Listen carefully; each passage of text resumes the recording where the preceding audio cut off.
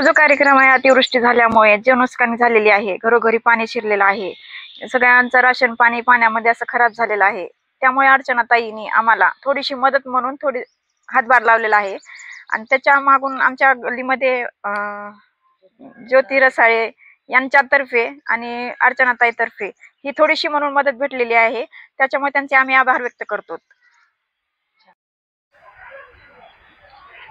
नमस्ते, मी ज्योती रसाळे। पावसामुळे जे काही कुटुंबाचं नुकसान झाली होती त्यामुळे अर्चनाताईकडून थोडी छोटीशी एक मदत भेटली आपल्याला आणि ते माझ्या माध्यमातून मी वाटप केलं आणि त्यांच्या चेहरा प्रफुल्लित झालेला आहे आणि असेच कार्यक्रम आम्ही असेच राबवत राहू।